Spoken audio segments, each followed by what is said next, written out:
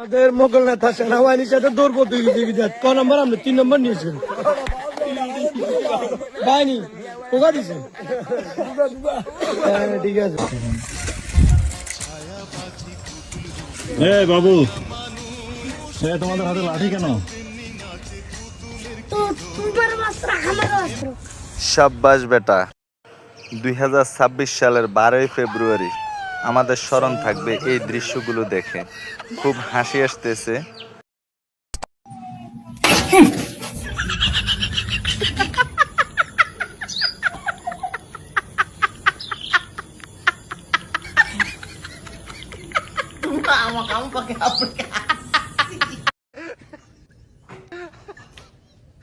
নির্বাচনের সময় মোটরসাইকেল নিয়ে বের হওয়ার অপরাধে সরকারি আদেশ অমান্য করায় সর্বোচ্চ জরিমানা 1000 টাকা এবং 6 মাসের সাথে জেলও দিব। এখন কেমন লাগবে?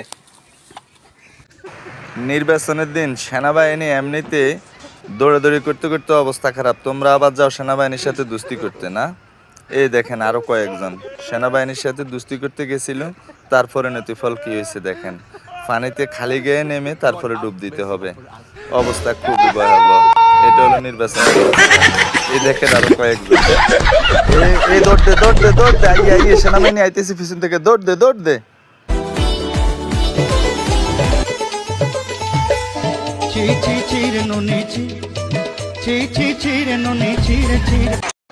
সবাই দৌড়াইতেছে, তুমি দাঁড়ায় রয়েছো কেন? পিছে তাকাও আইতেছে সেনাবাহিনী, খুব দৌড়। আহা, একজন মানুষ এখনই পড়ে গেছে, এই মানুষটাকে বাঁচানোর জন্য কেউ আইতেছে না। এই মানুষটা লাঠি হাতে পড়ে গেছে, সেনাবাহিনীর হাতে ধরা।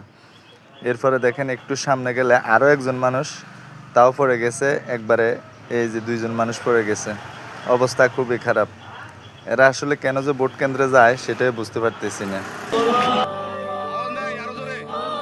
যত জোরে জাতীয় সঙ্গীত গাইবেন ততই মায়ের কম খাইবেন, আর জাতীয় সঙ্গীতের সাউন্ড যদি আসতে হয় মায়ের বেশি।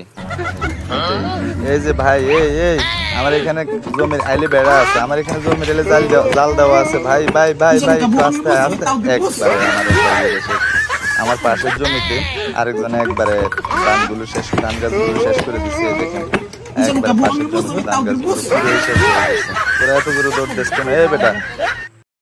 আর উপরে যিনারা দেখতেছেন ওনার তেমন কোনো সমস্যা নেই, শুধু ভোট দিতে গেছে, একবার দিয়ে আসছে, পরে আবার ভোট দিতে গেছে, তাই সেনাবাহিনীর এই আপ্যায়ন চলতেছে দেখেন।